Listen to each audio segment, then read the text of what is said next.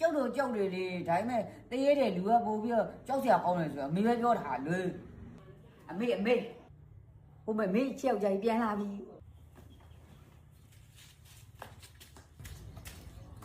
လာတော့ဘာအောင်ဂျူကနှစ်ကြိုးဖြစ်ချင်တာမင်းကပဲချိန်ရပြန်ရောက်တာနည်းနည်းတောင်ကြာပေါ့ကလေးတွေနဲ့အတူလို့အိမ်ကိုနေပါလို့ပြောတာဘာကိစ္စနဲ့ရှင်ကအိမ်မကတ်တာငါအိမ်နေပြီဘာလုပ်အောင်တော့ဘာလုပ်ချင်လို့တော်ပြီဒီပုံစံတိုင်းဆိုရင်ကတော့ကိုကတော့ခြေရောက်တူလေးတက်ပေးမယ်စိတ်ကူးနေပြန်ပြီးတော့စဉ်းစားရအောင်ပါမလုပ်ပေးနဲ့ပေါ့ကွာငါမင်းလက်ခုပ်တည်းရေးပဲဥစ္စာအဲ့စကားကိုနော်အခုတောင်မှအိမ်မကတ်ချင်တာချင်းခြေရောက်တစ်ဖက်တာတက်ပေးလိုက်ဆိုဟာဒီမိမရုံမိတ်သွားမှဆိုလို့တော့သဘောကတော့အိမ်ကတ်စိတ်ချင်တာသဘောပေါက်ပြီလားအေးပါကွာငါလဲအလုပ်လေးနဲ့ရမလားဆိုပြီးတော့အပေါင်းသေးနေဒီသွားနေလိုက်တာပါမသွားနဲ့အလုံးမလုပ်လဲဘာမှမဖြစ်ဘူးနော်ငါအလုံးမလုပ်ရပါလားဆိုပြီးတော့လဲစိတ်အားငယ်စရာမလိုဘူးနော်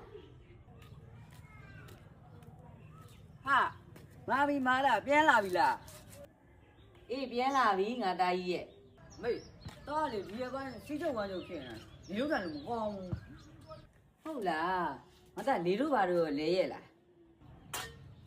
အဲ့ဒါလည်းမလဲရပါဘူးမေကအဲ့ဒါဆိုရင်တော့တဘာဝဥရှင်ရှားတောင်းယူလေးစားမှရတော့မယ်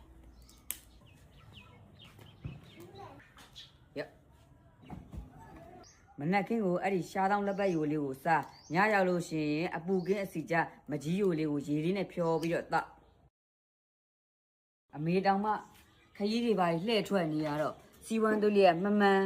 န်တော့ကြတော့နောက်ဆက်တဲ့ယောဂါကြီးဖြစ်မှကြောက်လို့မို့ဒီလင်းလဲရဲ့ဆရာကြီးလေးပါကအမေကမှီဝဲနေရတာပေါ့ငါသားရဲ့ဘဲမလို့ဆရာကြီးလေးပါ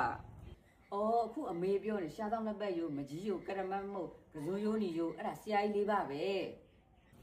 သားပြေအမေရဲ့ကြီးတာကစုံရိုးနီယူမပါဘူးဟုတ်တော့ကဲ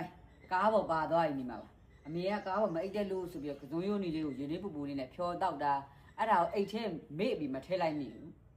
ကဲစကားကောင်းမနေကြရင်ဟိုမှာအဖေကသမင်းစားကိုစောင့်နေပြီဖေရဲ့မိမိရဲ့ကျင်းစားလုံးကဆယ်ဝေဦးလေးကိုတော့ကသမင်းချက်ပြုတ်စားတော့လူစီလာခဲ့အမလီ